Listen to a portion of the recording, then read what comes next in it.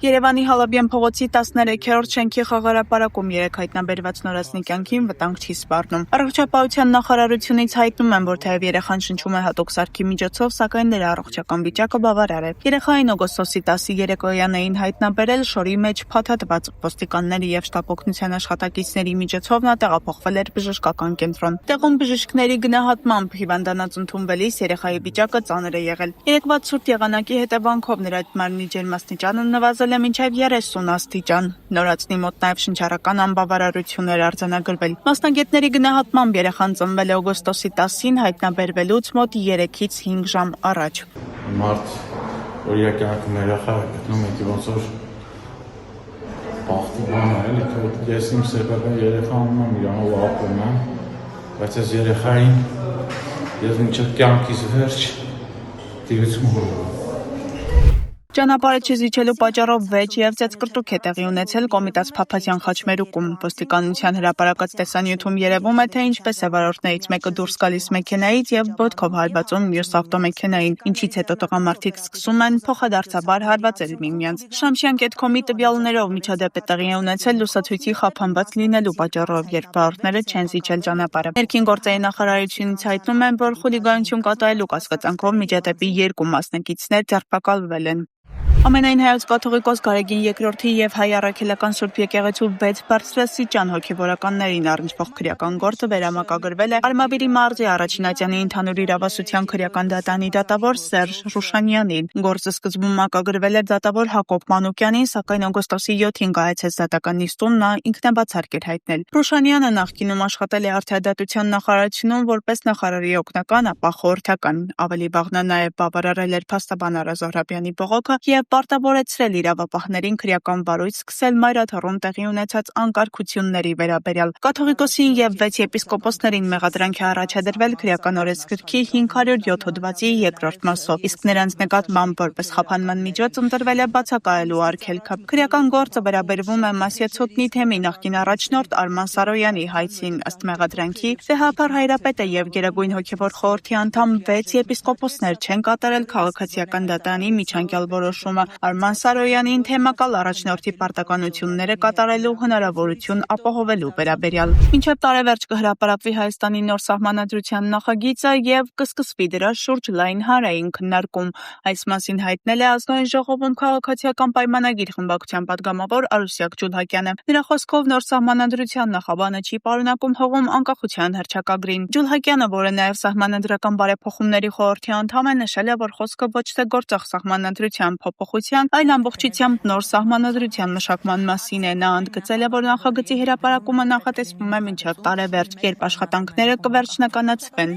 Որևէ բան սահմանադրության տեքստից չի հանվել, որովհետև մենք գրում ենք նոր սահմանադրություն։ Ոչ թե մենք վերցրել ենք սահմանադրությունը եւ մեջից ինչ որ բաներ ենք ջնջել, ինչ որ բաներ ավելացրել, այլ վերցրել ենք դատարկ թուղթ եւ վրան սկսել ենք գրել նոր սահմանադրության տեքստ։ Արդյոք այն նախաբանը, որը ենթադրվում է, որ պետք է լինի նախագծում, իր մեջ պարունակում է հղում անկախության հռչակագրին, ոչ եւ չպետք է պարունակեր։ Եվ այդտեղ Ալիևը որևէ կապ չունի,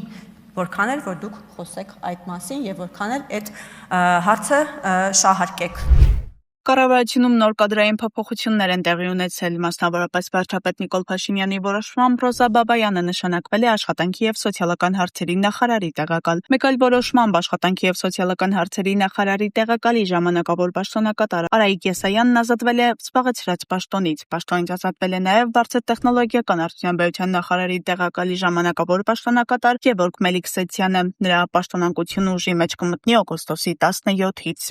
Պաշտպանության եւ անվտանգության հարցերի մշտական հանձնաժողովի նախագահի թեկնածու Վիլեն Գաբրիելյանը հայտարարել է, որ իր ղեկավարության դեպքում հանձնաժողովում աշխատելավոճը փոխվելու է։ Նրա խոսքով ընդդիմությանը թույլ չի տալու գալ, խնդրի մասին մատնանշել եւ առաքելությունն այդքանով համարել ավարտված։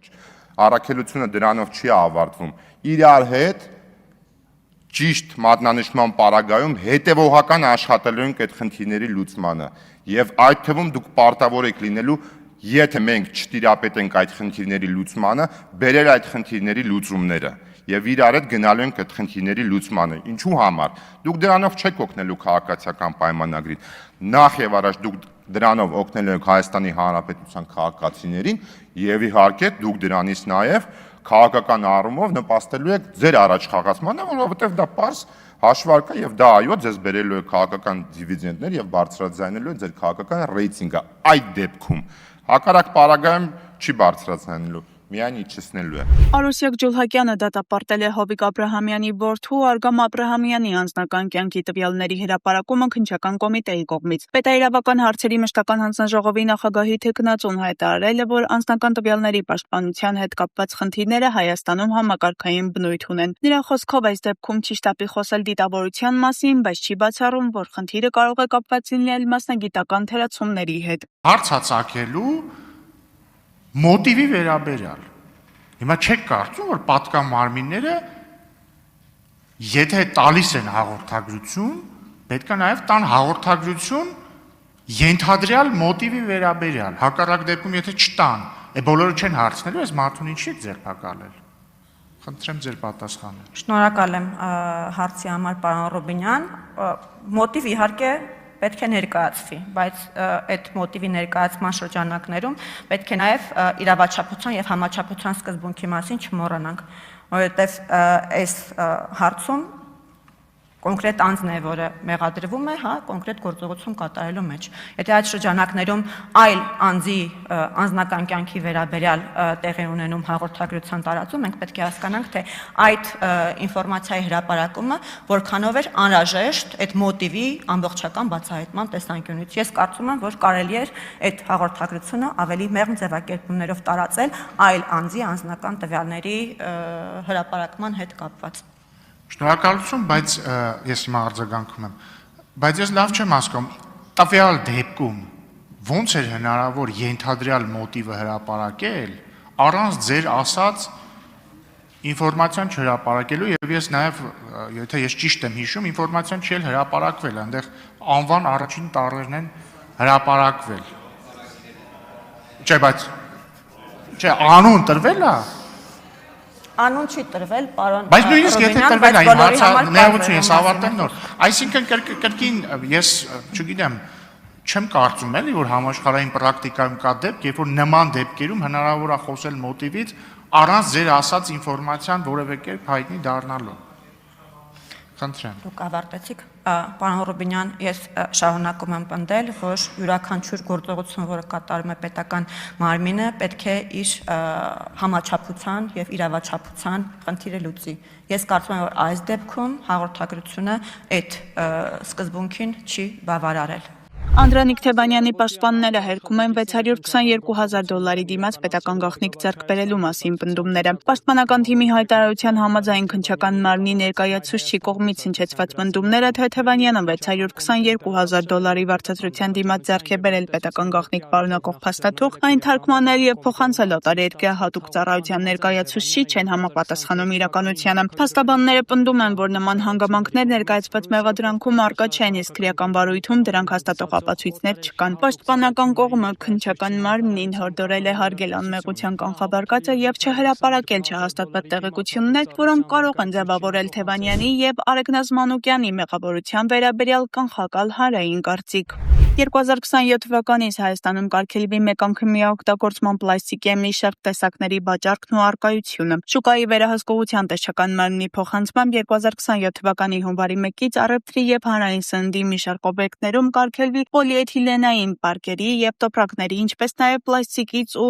փրփրապլաստիկից պատրաստված մեկ անգամյա օգտագործման տարաների, աղսների, բաժակների, գդալների, պատառաքաղների, դանակների եւ ծողիկների վաճառքն ու առկայությունը։ Սահմանվել են նաեւ բացառություններ, մասնավորապես կշռափաթեթավորման համար նախատեսված պարկերի եւ որոշ պլաստիկի տարաների համար։ Պահանջները չկատարելու դեպքում նախատեսվում է վարչական պատասխանատվություն։